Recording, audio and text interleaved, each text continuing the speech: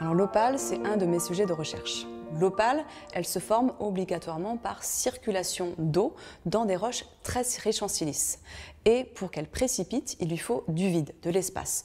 Donc typiquement, ça va se former dans des infractuosités de la roche, dans des fractures, ou ça peut être des vides laissés par des coquillages.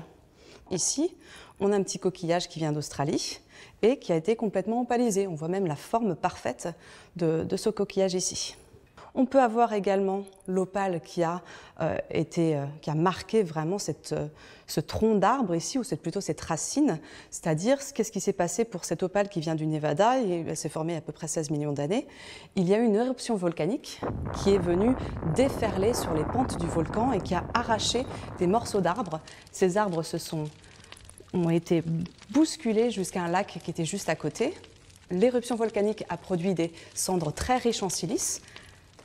Tout ça s'était poussé vers le lac et finalement les morceaux d'arbres se sont déposés au fond du lac.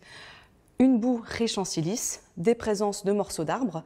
Qu'est-ce qui s'est passé? Eh bien, les morceaux d'arbres se sont peu à peu fossilisés, transformés en opale. Et finalement, l'opale, une fois que l'arbre se désagrégeait, a remplacé petit à petit les pièces, les cellules des racines de cet arbre. Donc là, on a vraiment une préservation parfaite de cette racine.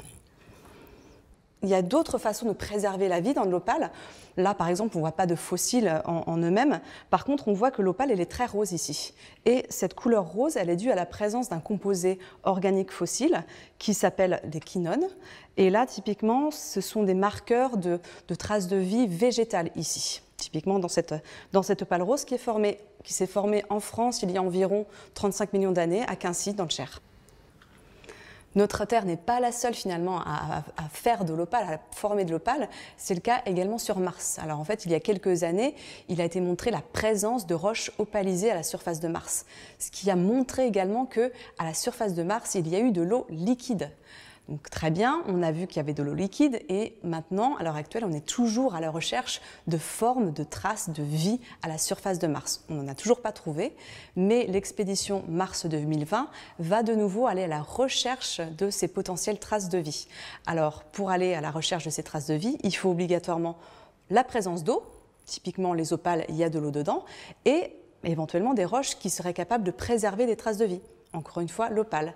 Donc Mars 2020 va aller chercher ces roches riches en silice à la surface de Mars à la recherche de potentielles traces de vie.